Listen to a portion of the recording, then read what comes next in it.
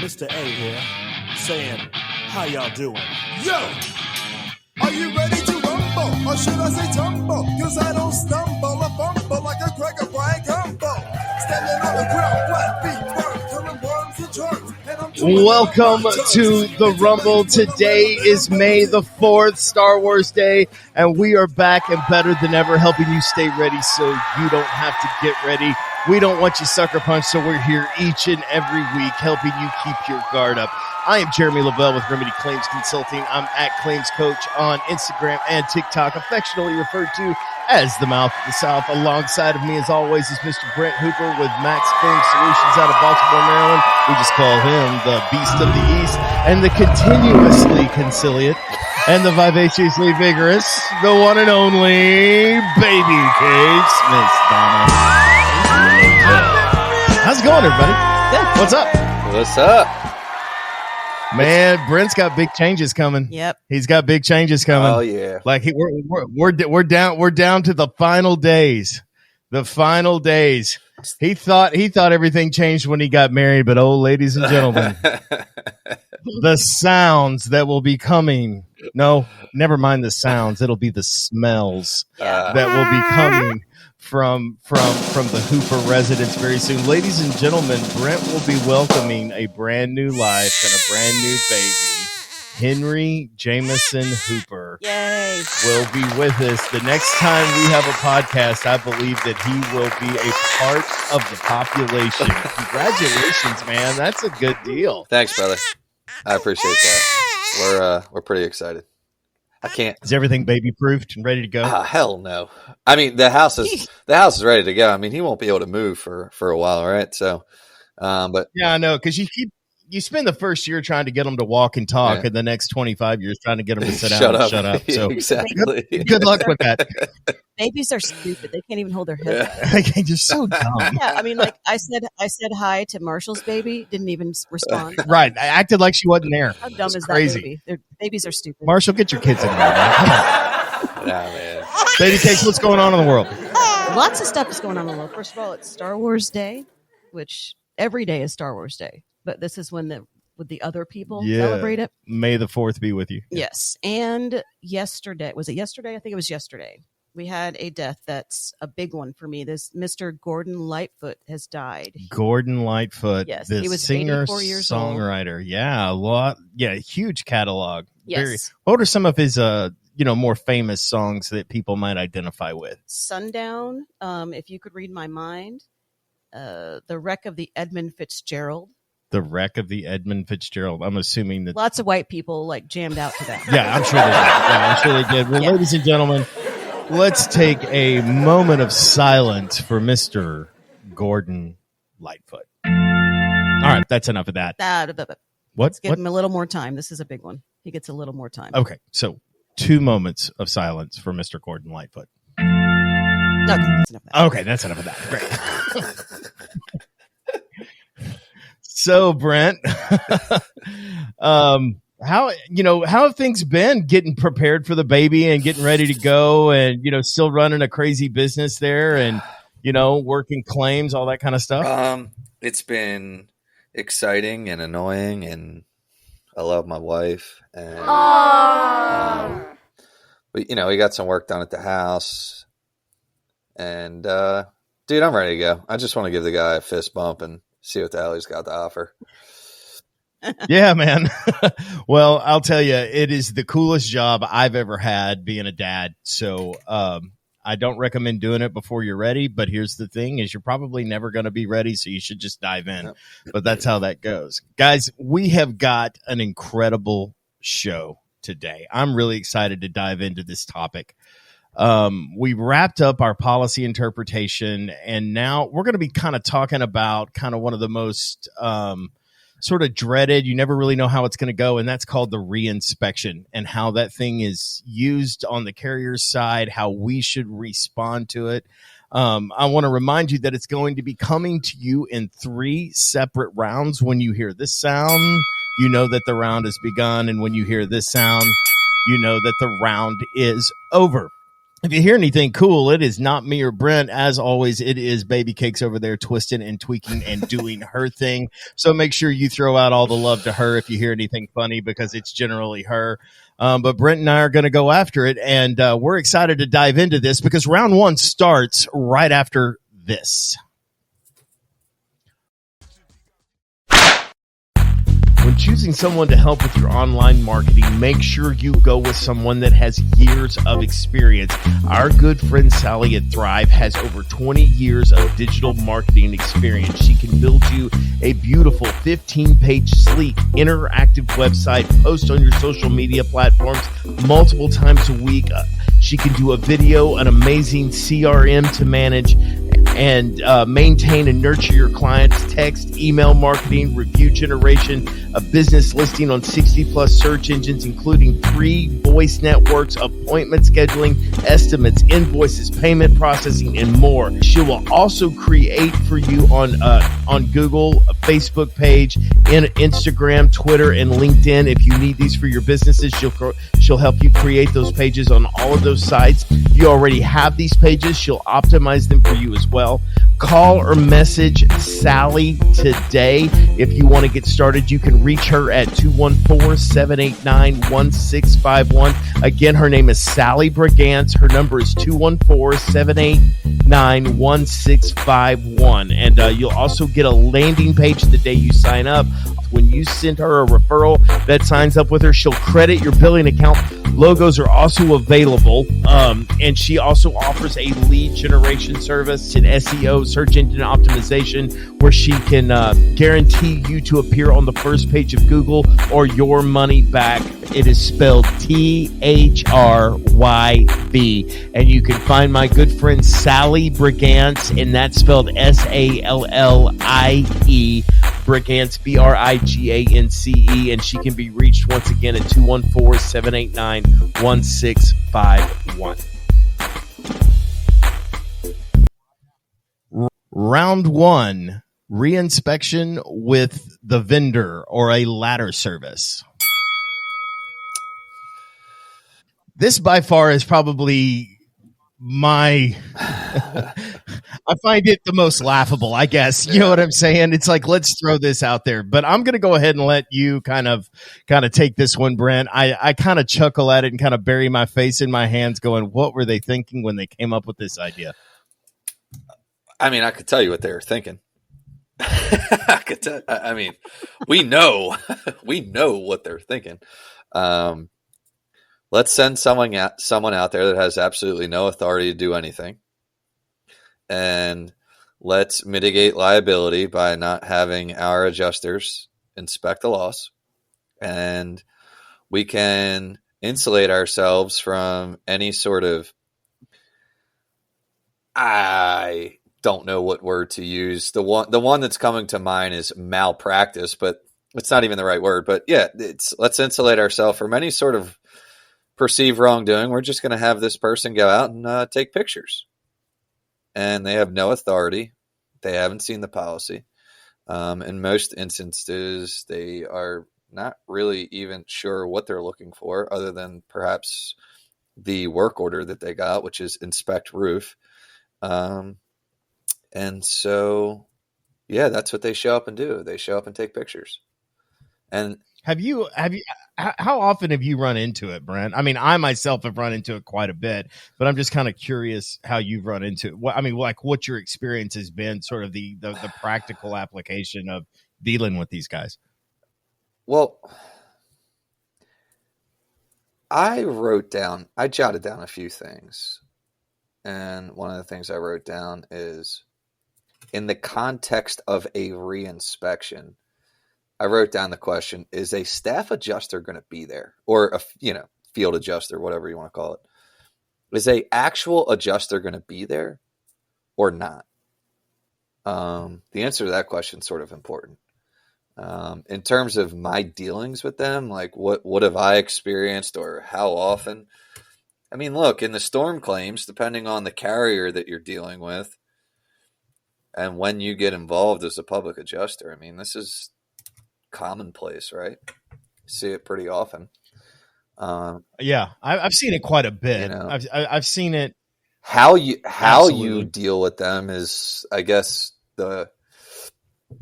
that's the fun part, for lack of a better expression. You know, because the way that I look at it is you kind of got two options. You chalk it up as a waste of time, and you let them do their thing and provide a bullshit work product, or you go out there with the idea in mind that, hey, look, while this person might not have any authority, you know, I want to actually try to make this worth my time. Again, as a public adjuster, this is kind of what's going through my mind. It's like, you know, they can't write an estimate. They don't know it's in the policy. They've never seen the policy. They may or may not know why they're here. But insofar as I'm going to take the time to go out and meet them, I kind of want to make it worthwhile. And so the practical application of that is asking those questions. Why are you here? What are you doing? You know, what were you told you were looking for? Some of these need to be asked before they come out. But when I completely agree with I mean, that. all of these things need to be asked. All of these things need to be asked before they come out. When an adjuster tells you that they're sending out one of these third-party companies, one of the first questions you need to ask is, okay, can you please send me a copy of their guidelines so we understand how they're defining their damage? All right. Wow. Yeah, that's huge. What- I I hadn't even really thought about asking that question, but that's a really good question. It's like, what do they look? I mean, to ask the question of what they're looking for. Yeah, I mean, I want to ask. I want to ask the desk adjuster that, and I'm going to ask the person that's out there before we step foot on the roof. It's like, hey, let's just make sure we're playing with the same set of rules here. You know. Well, I fully intend to do a little bit of educating here. You know what I'm saying? And hopefully imparting a certain level of best practices that hopefully kind of give you a way to handle these certain kinds, because there's certain things that Brent brought up. First of all, let's look at the obvious. These guys were given a work order to go complete something, and their idea of handling the claim is furthest from their mind. What's covered, what's not covered, what's damaged, what's not damaged is the furthest thing from their mind. And I truly believe, by and large, when you deal with the guy that shows up in his pickup truck and actually gets on the roof, doesn't have a dog in the hunt, and doesn't really care one way or the other whether the roof gets approved or gets denied. He's just there to look at damage. And most of the time, correction. He is there to check the boxes so he can get his $200 for his inspection. And insofar as he checks the boxes and takes the pictures and draws the chalk marks or whatever bullshit they're doing, it's like you need to take a class in geometry to understand how they inspect a roof nowadays. But insofar as he checks those boxes and does exactly what he's told to do to a degree, he's going to get his $200, and he's got 4 more after yours.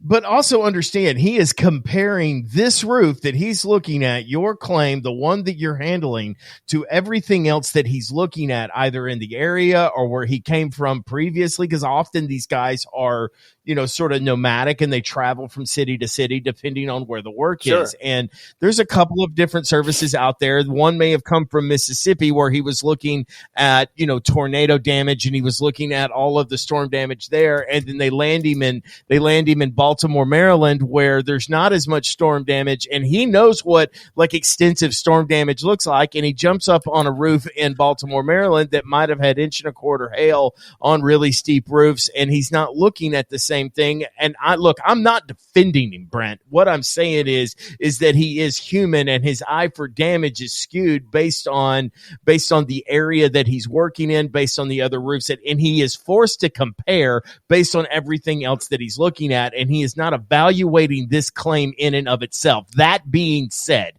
let me follow up with this. The thing is that they're not provided with a ton of instructions. Number 2, while they may go through whatever engineering class to certify them to say that they're a roof inspector, whatever training that they've had to qualify them, steep and tall, or otherwise, the reality is they don't have any business speaking to anything other than the damage that's on the roof. And most commonly, they're up there looking for isolated storm damage. And I mean isolated in that they're not evaluating any sort of things that may have occurred during the storm, like windborne debris, like, just footfall from previous inspections. They're not cataloging any of this damage. Most commonly in Texas, they're up there looking for hail. In fact, I was on one inspection. The guy came up and he came down to report I was actually standing there with a staff adjuster at the time. The guy was on the roof and he came down and I said, "Did you see anything?" And he just kind of shook his head, no. And then these words came out of his mouth. "It's all just really small." But did you write it down? I said, "Did you write it down?" "Well, no, it's really small." "Oh, so now we have qualifications. So now we're using your qualifications of if the damage is significant enough." The policy doesn't say significant damage. I turned to the adjuster and literally said, you don't owe just for significant damage. You owe for damage. So the hail was very small. The what? The hail. The hail must have been incredibly small. And I was like, well, hail damage is hail damage. And I end up getting this roof bought. But by and large, what happens is that they come out, they look for the primary peril, I guess is the best way to put it. And then if it doesn't just leap off and fall on their face and wiggle, then they're not going to write it down. Or they have what's the word I'm looking for? I'm stumbling all over myself. Yeah, they're looking for the irrefutable damage that matches their guidelines. Like, Brent, you were on a roof with someone and he said that, well, the mat's not really cracked. Yeah. And I said, how can you tell? How can you tell? Based on what? Where does the mat begin? He told me, and everybody, sorry, I'm talking over you. Everybody's heard this. Great. It's like, he's saying it's not according to his rules or guidelines or whatever, it's not hail damage unless the mat's cracked. And I looked at him and I said, well, how do you determine that? And he looked back at me. And more than likely, he had no answer. Looks at his guidelines, looks back at you. Yeah. I said, are you going to look at the underside of the shingle?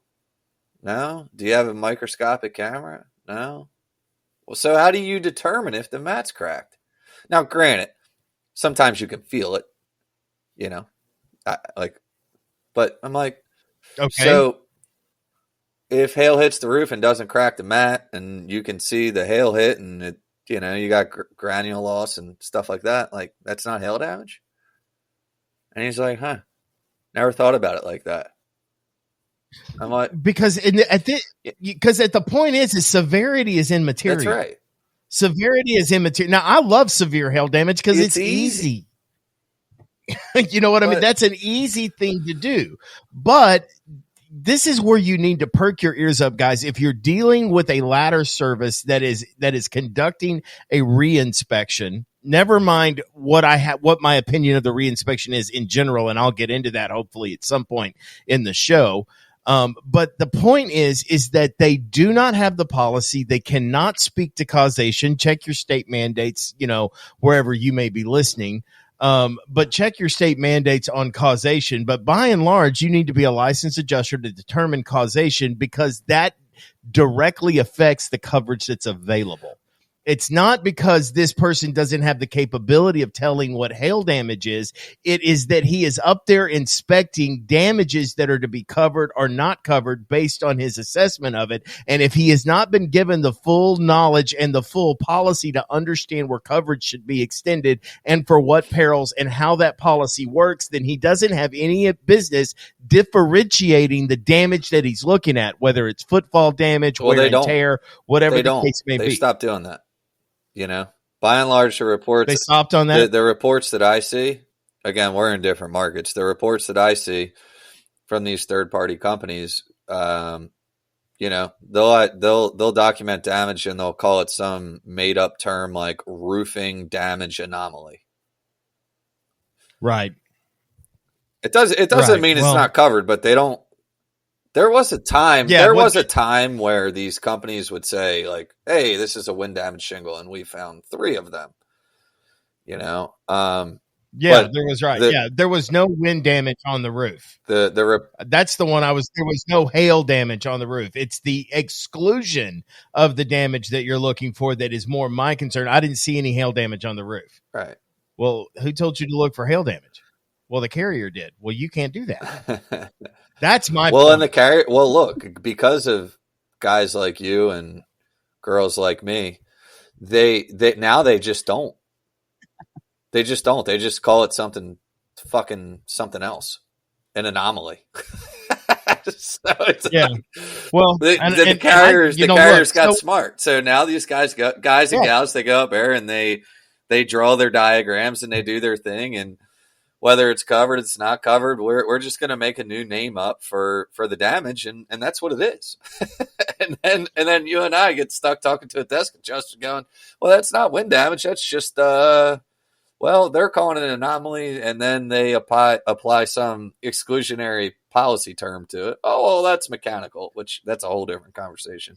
But That's which is not excluded under the policy. Mechanical damage. It's all mechanical damage, by the way. Just so you know, every bit of the damage that you see on a roof, other than normal wear and tear, which defining what that looks like is like, well, I'm not even going to get into it. Other than normal wear and tear, it's all mechanical damage. Every bit of it is mechanical damage. Hail damage is mechanical damage. Football damage is mechanical damage. Flying trampolines, babies, whatever the case may be, if something impacts that roof, it would be considered from an engineering standpoint mechanical damage.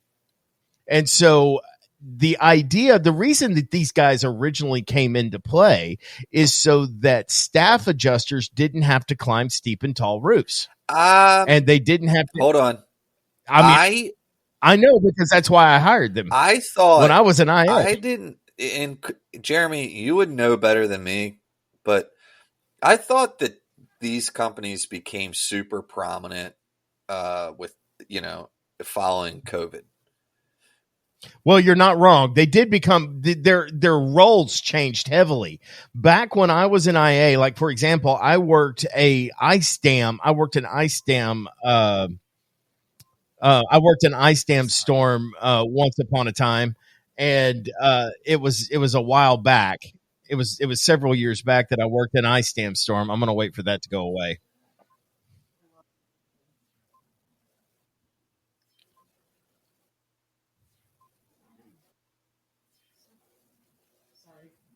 I worked an ice dam storm a while back. I mean, it was towards the beginning of my career, and it was up in the Northeast. And as you know, in the Northeast, there's not a lot of real estate in individual states and towns because it's all really crammed together. So people built their houses taller. And so there was a lot of 3 and 4 story. And Brent, up in your area, you see a lot of that. Being a part of the original 13, you can see, you see a lot of taller structures as far as houses go. And we would call them in simply because we were traveling and didn't have the ladders to carry with us, or it was just really outside the scope of what you expect somebody with our training to risk. You know what I mean? We're not covered by workers' comp insurance. We're all, subcontractor 1099 employees, and you need to be certified. There was at one point in time, I was actually certified steep and tall, which at this point is laughable. And, but originally that's where it was. But the onset of COVID, they were willing to go out and do inspections. And that's really where they all kind of came in. They became more prevalent, and the carriers figured out a way that we can pay these guys, $175 to go do these roof inspections, as opposed to paying IAs, $400 or $500 to go out, do a roof inspection, take pictures, and write an estimate. It was a cost savings effort, and it's pretty much, in my opinion, bit the carrier in the ass. I don't know because it has proven to be really, for lack of a better term, beatable in arguments when it comes down to making coverage decisions with their reports. I got 2 quick thoughts to end this round. Number 1 is I don't have a problem with these companies and or the individuals, right? Not that we need to be politically correct, but I actually admire these folks that go out and what I have found is that in some respects, they can be really thorough and they can do a really good job. they're hamstrung by the bullshit rules that they have to follow, right? So there's that. I agree. So like, this is not at least for me personally, this is not a shot across the bow at these companies. I mean, I love them. Shit, I hire them, right? So, you know what I mean? Like, but it's like, dude, these guys and gals are going out there and following freaking smokescreen rules, and it's. I just think if there's a practical application going all the way back to the beginning of the round, it's like, ask the questions: what rules are we playing by on this reinspection? So there's that. And I forgot what my second bullet point was, so we can just move along. Well, I mean, and I guess that's really, yeah. And I do want to move along. I want to tie it up with this. Most of these guys don't have any intention of providing a damning report because they want to see your claim denied. You know what I mean? There's no benefit to them there. They get paid the same no matter what. And I don't think that's the case. I think by and large, they are asked to do a job that they've not been equipped to do. You know what I'm saying? I don't think that they've been given the information, but that by and large is kind of what ties it up. Anything final there, Brent, before we move on? No, sir. All right. Well, round 2 starts right after this. Hey, can I go take a pee real quick? Yeah, No. sure. Go ahead. Why didn't you bring your Gatorade bottle like the rest Won't of us? fit.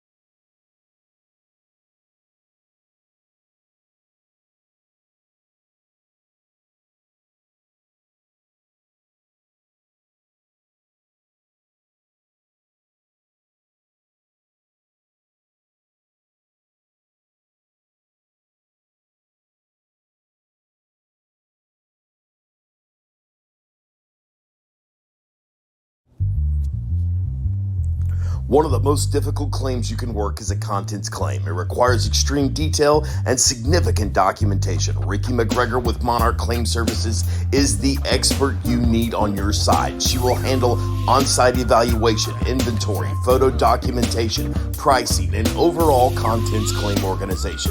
She will work with your team beginning to end so you can focus on the rest of the claim.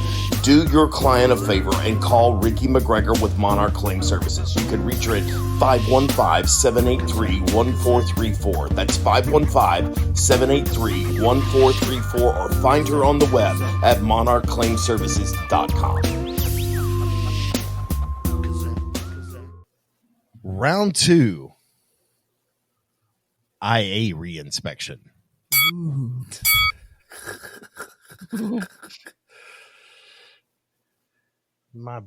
Round 2, IA reinspection. Okay, so my board messed up. There's nothing I can do about that, and that's just the way that goes. Or So, keeping it in.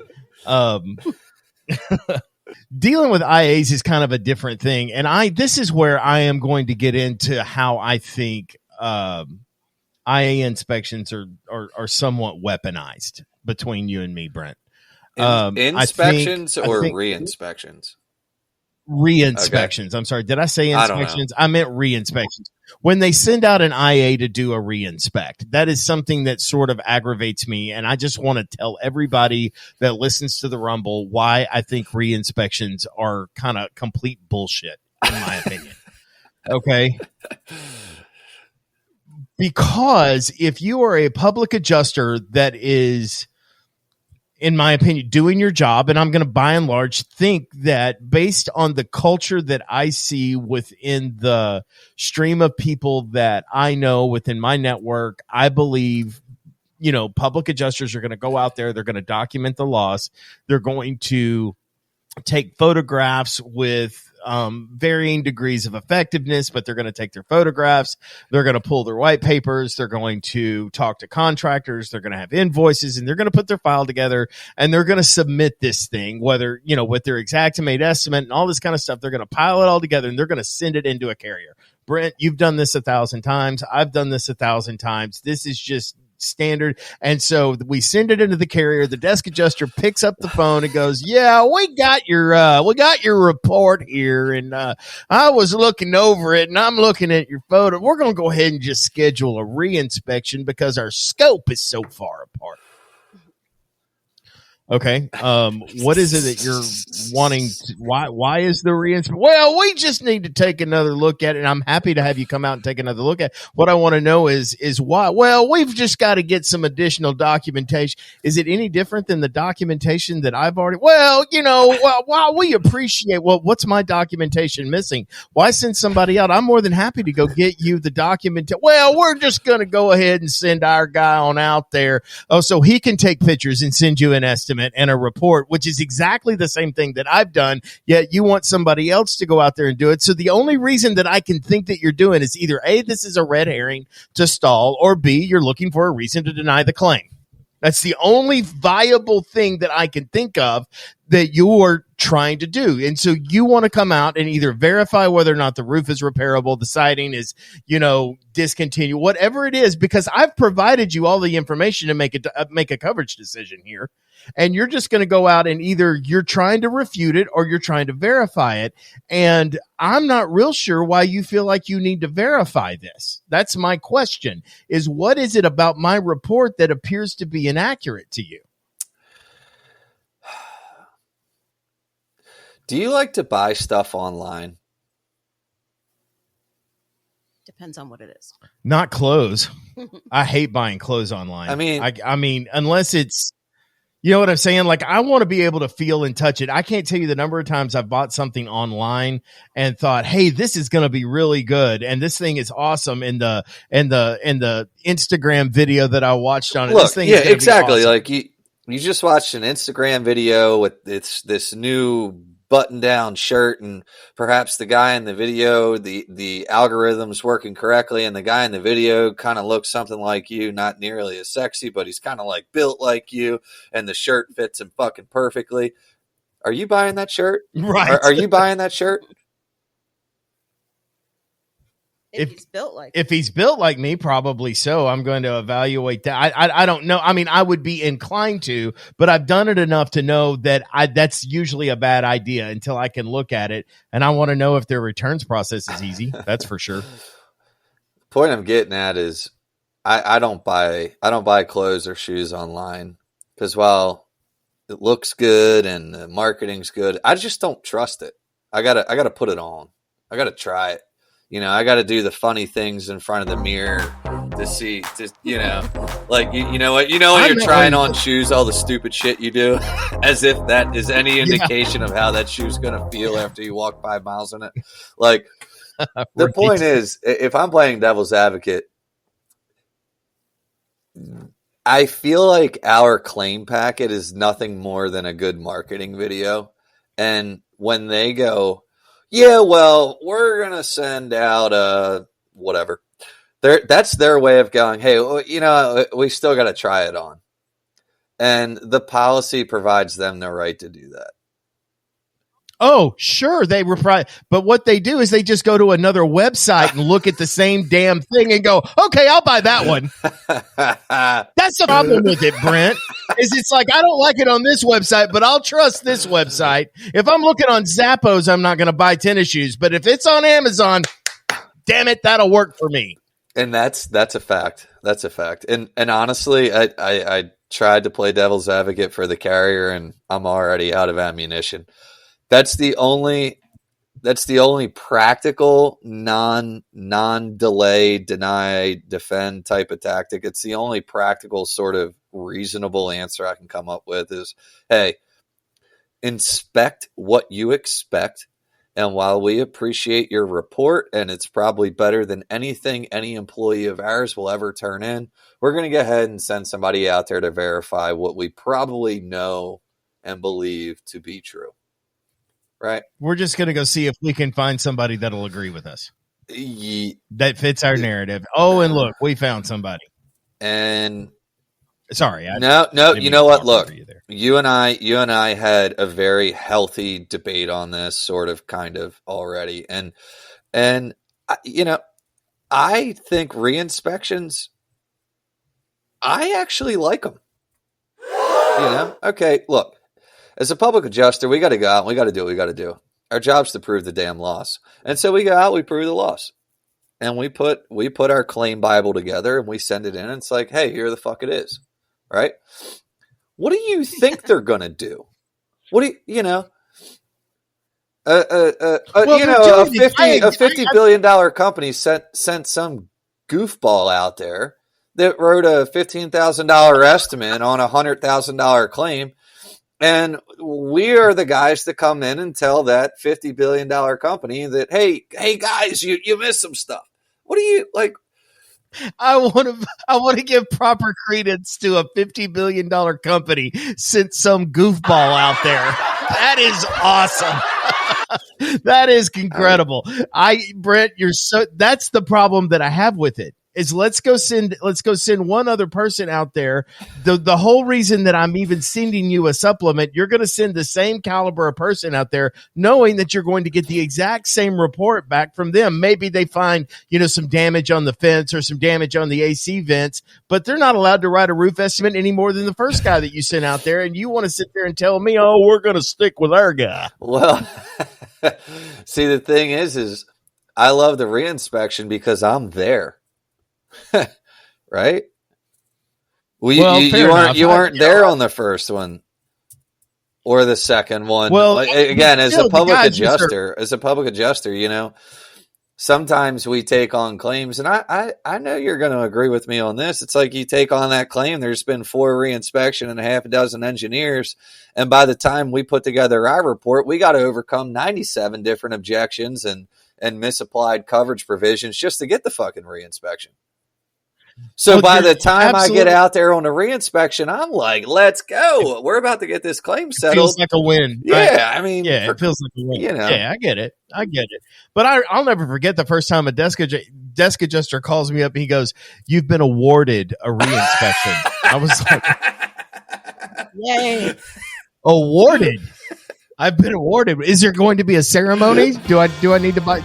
Should I rent a tux?" Awarded. Yeah, you got to buy a tux. It's always better to buy. You know what I mean? It's not high school prom anymore, right? You've been awarded. So, no, you've been awarded a reinspection, and I'm like, I don't want a reinspection. Is there something my report's missing? Is there something that you need to verify? But in all of that, whether it's the ladder assist guy or whether it's an IA, the most important thing that I want to tell you guys, you contractors, public adjusters, homeowners, whoever may be listening to this, the idea that I want to instill is that when you have a reinspection, be ready to demonstrate the damages. I can't tell you how many reinspections I've been on where the guy says, well, just let me do my thing and I'll let you know what I find. And I'm like, well, I'm not really going to do that because the idea here is for me to prove the loss, right?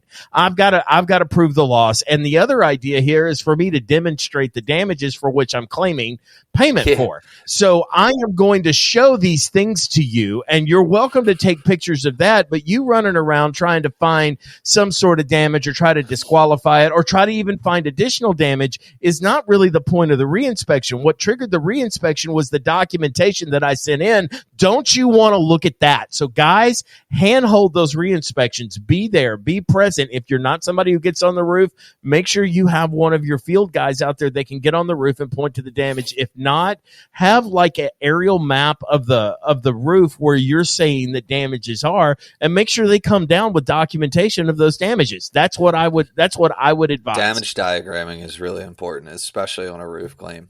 I want to piggyback a comment that you just made because again, whether you're a contractor, public adjuster, freaking homeowner, when the adjuster shows up and they want to be sort of standoffish and, let me, like you said, let me do my thing and da da da da da, and then we'll talk at the end. Now, see, that's exactly the point in time where you ask the question. It's like, whose responsibility is it to actually prove this loss? And how many times have you actually been to this house? What do you actually know about this loss?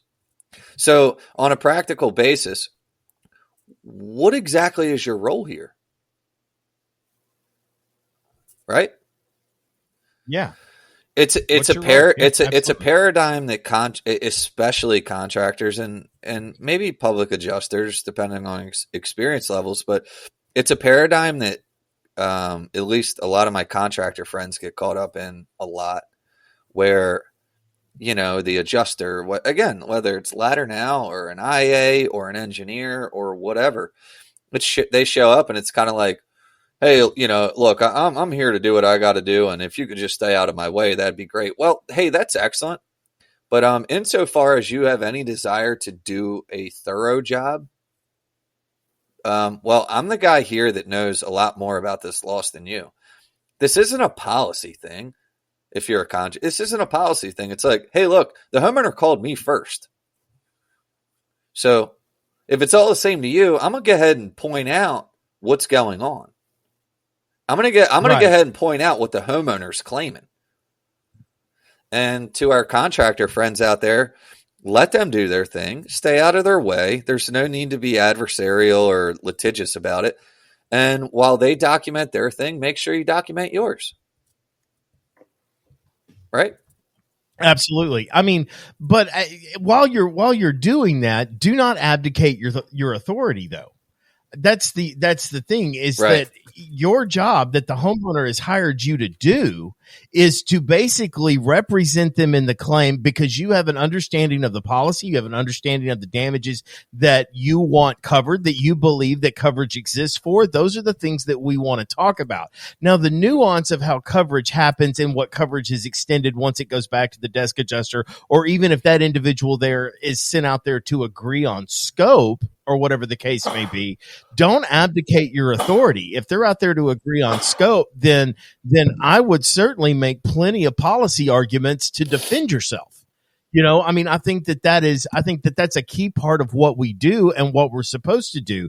Don't just sit in the cab of your pickup waiting for that guy to, see my air quotes, do his thing, and then you decide that you're gonna wrestle it out with the desk adjuster later. I would make sure that the damages that you're claiming are absolutely 100% being documented. So that, and here's the other thing that I would wrap this up with, and Brent, I'm gonna let you tie this up with a bow when I'm done. Here's the other thing. Even if that inspection report comes back with no hail damage, no wind damage, no siding damage, no whatever, the fact of the matter is your documentation still has to be answered.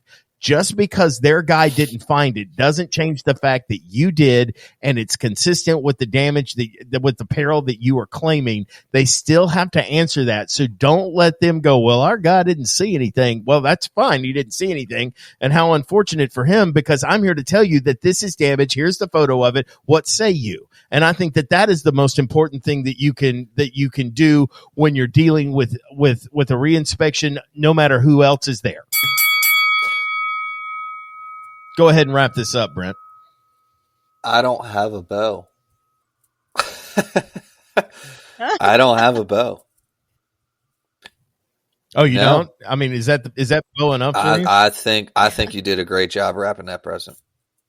It doesn't need a bow. Well, and I guess this is where the ladder assist and the IA are very congruent. In fact, that they generally don't have the policy. They are really just reporting damages on. So these two inspections make sure that you're demonstrating the damages. And guys, we'll get into round 3 because it starts right after this.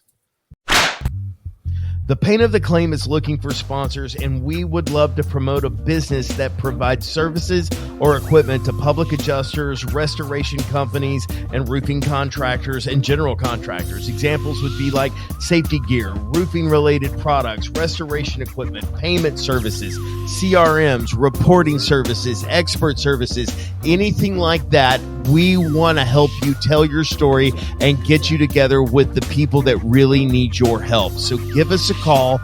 We can get your name out there and we can grow with you. Round 3, staff reinspection. Now, by and large, Brent, I just want to say I have found things way more successful when I'm dealing with a staff guy that goes out and reinspects, and it's rare. It's so rare that we actually get to see a staff guy show up. But by and large, I've had really good results when I deal with a staff guy. What have you run Same into? thing. I'd say I mean, it just works better. You had one today, as a matter of fact, Yep. didn't you? I mean, a staff adjuster, again, staff and field for those listening, we kind of use those interchangeably. Basically, an actual adjuster that wears a company polo, right? So, Right. I would say 30. It depends on the loss, man. Like when you're dealing with like larger residential loss, usually there's a some sort of field person, regardless of carrier. When it's a larger loss, you're going to have a proper field adjuster assigned.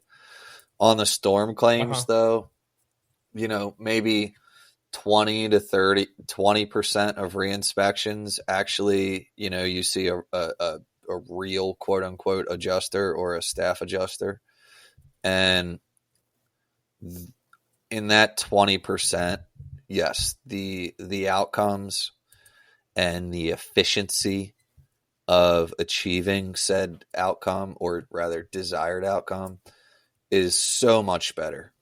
So that's my answer on that. Yeah, I mean, if you get a staff adjuster on a storm claim on a reinspection, at least as a public adjuster, it's just so much easier.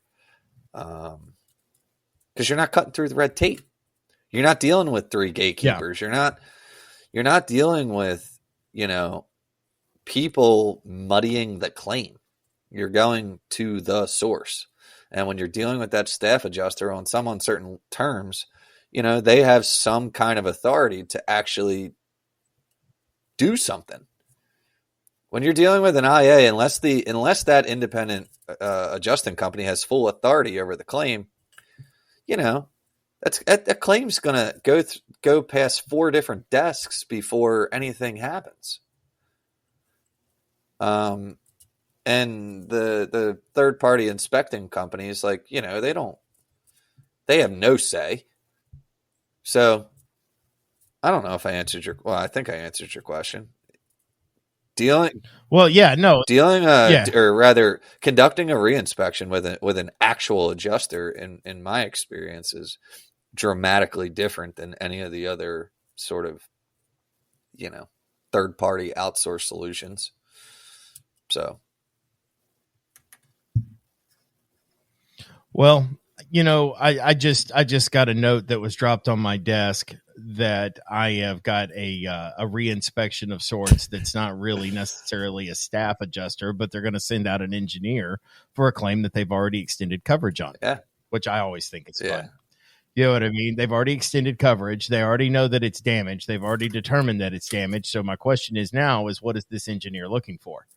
You know, and the only thing that I can figure is the repairability of the roof at this point in time, which they've already, in this particular situation, deemed it unrepairable. So I'm really curious as to what they're getting an engineer out there for. And I'm going to call this guy and I'm going to ask him those very questions.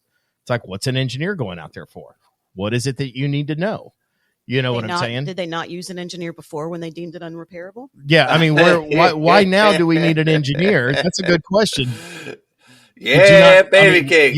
You deemed it unrepairable. Yeah. Yeah, but she's not wrong, right? I mean, that's a valid question, and Or but was your other engineer wrong? and so the question that I'm looking at here, and that's why I believe that reinspections, by and large, are simply red herrings in an effort to delay, deny, defend. Do you know what I mean? On occasion, when you are showing an entire new scope of work, like we've got the damage, we've got the roof covered, we've got some interior damage, and then you realize that there's something with, $18 a square foot wood floor that's warped that they haven't seen, and this is damage that they have never looked at or investigated because for whatever reason it was left out of their initial inspection. That's a warranted reason to go reinspect. Do you know what I'm saying? But at the end of the day, when you're not there to provide all of the information that they need to provide payment exists. But I will tell you, generally, when I get a staff adjuster out there, when he's, shows up in the company car and has the company polo on, by and large, that is a much easier process because the entire policy is opened up to you. All of your, need to negotiate and what you find to be fair and what would be an equitable settlement can be handled right there. I find that a far less waste of time than the other two previous rounds that we discussed. That's my working theory and opinion. The only caveat is unless you're working with a really small carrier that, they outsource their claims handling to an IA firm that has full authority. So that's but it's still we'll run it by the carrier. I run into that with Lloyd's all the time. You know what I'm saying? Where they don't actually have an entity here in the United States. They just hire a TPA to deal with all that. And when I look, and I'm at this point, I'm just bitching. You know what I'm saying? I'm not, but yeah, I understand when you've got a small carrier and they don't have the staff to service the area. But at the end of the day, why do you have policies in force in a region where you can't support claims? I mean, it'd be a great recreational bitch session, Rumble episode for some other day. But as it pertains to what we're talking about, I just think that, in my experience, those guys, it's kind of like they're coming out and they're going, hey, what are we working with? What do we got? And you're just helping them do their job. And frankly, insofar as you can prove the loss to them, they're going to write for it. And they have the authority to, Sure. That's why. And that doesn't piss me off. It's like, all right, we're out here. Yeah, me neither. We're out here rubbing a couple brain cells together, figuring out how to get this claim settled. And again, I'm going backward. I'm talking about my caveat, which is, an IA that has claim authority. I mean, I have found those experiences by and large to be pretty collaborative, and I don't mind working with those guys and gals because they want to get the thing off their desk. They're working their asses off, And sure. And I want to go ahead. I'm sorry. I keep cutting you off. Insofar as we can prove it to them and make sense of it, usually those interactions are predominantly positive. Profitable. Yeah. I would agree with you. I would agree. I said positive, but profitable, positive, whatever. Same thing. Well, what I mean by profitable, I don't mean monetarily profitable. I mean time invested. Oh, yeah. It yields a positive result is what. Yeah, it was just I find those. I mean, because I had a reinspection with the staff adjuster, probably 2-3 weeks ago on a large water loss, where the initial independent adjuster that came out, who was supposedly a senior adjuster with the company that was most certainly an IA, that wrote an estimate for $24,000 for basically an entire gutted lower level of a home. And, the home didn't have the finer appointments in it, but to write an estimate for $24,000 when you're ripping, everything, including the subfloor and the insulation beneath it. When I say they took it down to the bones, they took it down to the bones, right? and he writes a $24,000 estimate, and I'm sitting there scratching my head going, better than this. Better than this. And, I have the staff adjuster come out and he writes like a $55,000 estimate.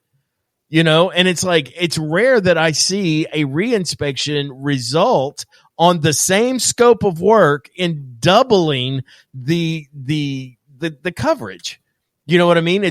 But I see these things happen so many times. It's like, why is this happening? Why are these guys so handcuffed when they initially inspect a loss? Why are they so handcuffed to have a staff guy come out later and basically double or triple the coverage extended? I mean, man, that's Well, I don't want to go as far to say criminal, but I mean, it is negligent at well, best. I'll say it. I mean, it's fucked up, but they're banking on people like us not being involved. Yeah, We know Right. the economics, we know the statistics, and they're just, and it's like, okay, so hey, we can go out and we can provide this service. Insurance is a product, not a service, but we're going to go out and provide this service, and we're doing the homeowner a favor, and we're going to give them some money. And guess what? If they hire somebody, whether it's a really competent contractor or a public adjuster, whatever the case, if they hire that, we'll deal with that shit later. We're not going to go out and give them what we owe them. That doesn't make any business sense. And I want to be clear. I don't expect any of these guys. If anybody has ever listened to me talk, one of the biggest teaching points that I put out there is to control the narrative, right? So I don't have any problem with an independent adjuster coming out there and writing $24,000 worth of an estimate on an obvious $65,000 or $70,000 loss. I have zero problem with that. I am completely and totally fine with that, because they're out there to do a visual inspection, and those things that they can see damage beyond a shadow of a doubt, to write an estimate and provide prompt payment to the client, I think is something that they should be doing. And then as the nuance comes to fruition of this house is going to specifically need these sort of appointments, or they have this sort of, labor burden in order to produce the job that's in front of us, these things are going to increase, where you really need a contractor and his approach to determine the actual cost of that. That is the claims process working the way that it should. They come out, they write a check to kind of get the ball rolling. Look, Mr. Contractor, I have a down payment, but we really don't know how much this is going to cost, because anybody that has looked at it up to this point isn't a contractor. And they do not have the expertise to determine the actual cost and value of this repair project. And so we're going to need your expertise and what it's going to take, and your awareness of the market and the availability of said labor burden to actually get this job produced. And I am okay with them writing a smaller, undervalued claim, but this is not to correlate with the individuals that have, turned in estimates, and then the desk or the carrier basically, cutting those estimates down to ribbons because they have no intention of providing the actual amount of coverage required to indemnify the loss. This is about trying to affect their bottom line. But I don't have a problem with the necessary steps required to provide prompt payment to your insured. I don't have any problem with that. But at the end of the day, it's still their job to prove the loss. And proof of the loss could be, my house is wide open, come take a look. Yeah. That's proof. That's proof.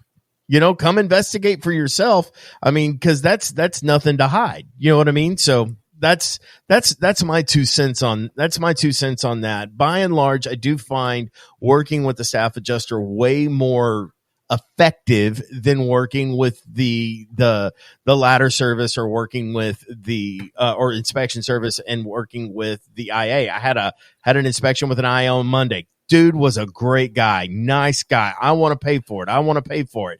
Got up on the roof. I was on the roof. I'm like, I just don't see it here. I'm not seeing the damage. And this policy happened to be, according to him, I was doing this as a professional courtesy for another public adjuster, so I did not have a chance to review the policy. I was just there basically as a warm body and a pulse to meet with the staff, or to meet with the re-inspecting adjuster. And he had informed me that he believed that it was a named peril policy. And on named peril policies for water intrusion, you have to have a storm created opening by and large. And he didn't have the policy either, but he had worked with several, and that was kind of what his thought was. But we documented the damages that we found and, inspected the attic, saw the water intrusion come in. But without a storm created opening, we're not real sure that we can affect coverage here. And so he was a really nice guy, did a great job, very thorough as best I could tell, and went on his way. And he kind of reminded me of myself as an independent adjuster once upon a time that gets paid on the size of the estimate he writes. I can't tell you the number of times of reinspections I've been on. It's like, look, I don't have any interest in saving this carrier money. I'm here to indemnify the loss. And that was always my job. But by and large, Brent, you and I were talking on the phone earlier today, and we realized the people that are actually good at this, that are actually looking at the things maybe with the same sort of perspective or eye towards coverage that you and I would, those guys they get pulled out of the field, and you don't get to deal with those. Yep. You often are dealing with a high level of inexperience or a very specific task in front of them that doesn't have anything to do with indemnifying the loss. No bow. I have no bow. No bow, that's it. Dude.